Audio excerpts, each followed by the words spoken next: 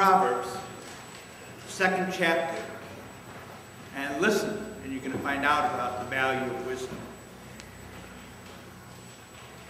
My child, if you accept my words and treasure up my commandments within you, making your ear attentive to wisdom and inclining your heart to understanding, if you indeed cry out for insight and raise your voice for understanding, if you seek it like silver and search for it as for hidden treasures, then you will understand the fear of the Lord and find the knowledge of God. For the Lord gives wisdom. From his mouth come knowledge and understanding. He stores up sound wisdom for the upright. He is a shield to those who walk blamelessly, guarding the paths of justice and preserving the way of his faithful ones. Then you will understand righteousness and justice and equity, every good path. For wisdom will come into your heart, and knowledge will be pleasant to your soul. Prudence will watch over you, and understanding will guard you. The Lord always blesses the reading of his holy word.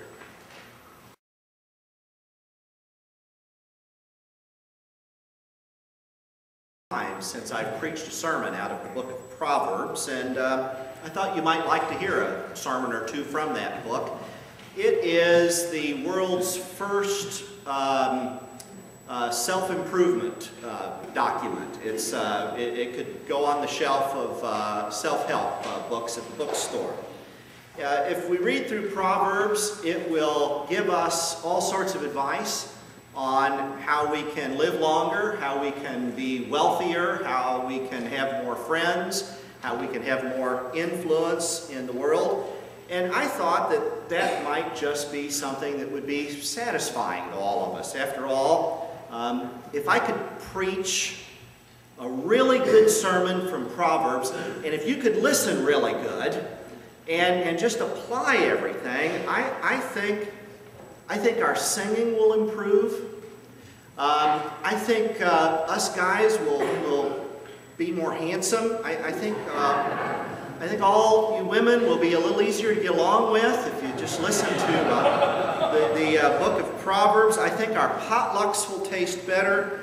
I think the stock market will improve. The Book of Proverbs, it just gives advice on how to make everything better.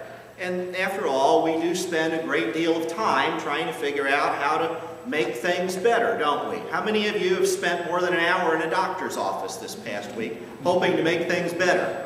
See, I know my congregation, don't I, here? So, Jay and I spent an afternoon yesterday looking for a better mattress. We're always trying to figure out how to make things better. That's what the Book of Proverbs addresses, how to make life better. Sometime last year, Jay and I were having a conversation, and we thought we probably need to make some plans so that our old age could be better.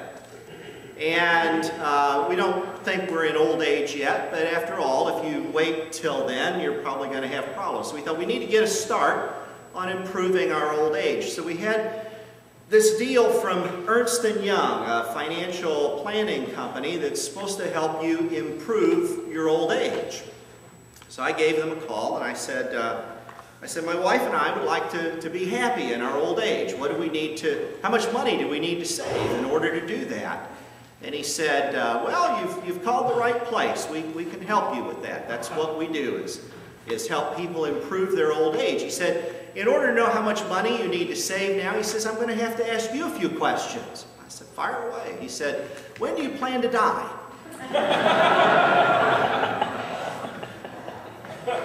What do you mean, when do I plan to die? He said, well, you know, we need to know how many years you plan to spend in old age. Otherwise, we won't know how much to tell you that you have to save. I said, well, I'm going to have to get back to you on that one.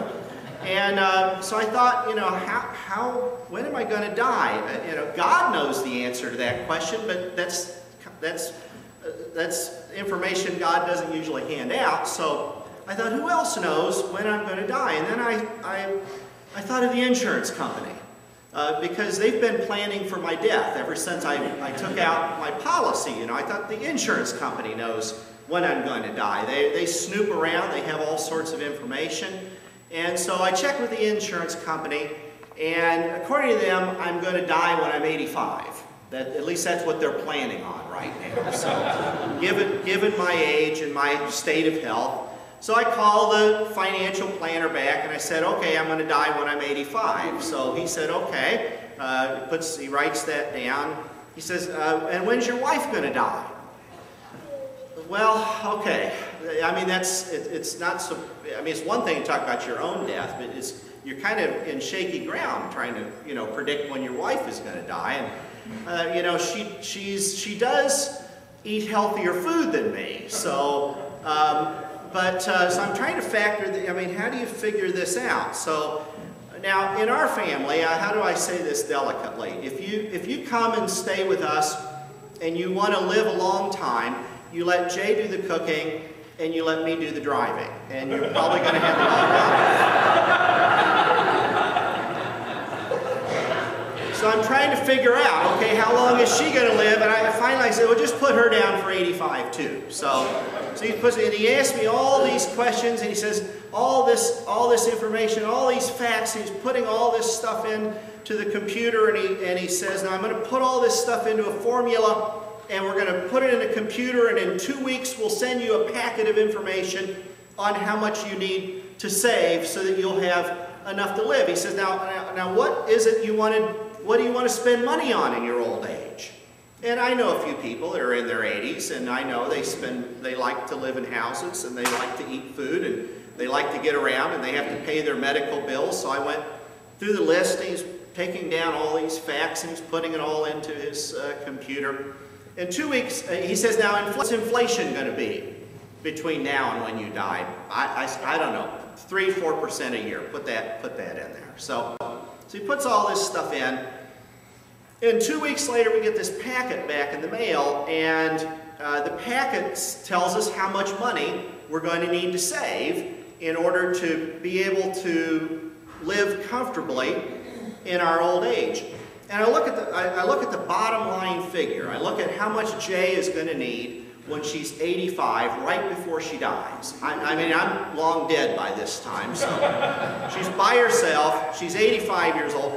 According to Ernst & Young, she's going to need $300,000 that year. And I'm thinking, what's an 85-year-old woman about to die going to need what's she going to be spending $300,000 for? So here we have all these facts upon facts, put into formulas to generate new facts. And somehow at the end of the process, I'm thinking, I'm not really any better off. Jay's not really any better off for all of this avalanche of facts that we have accumulated.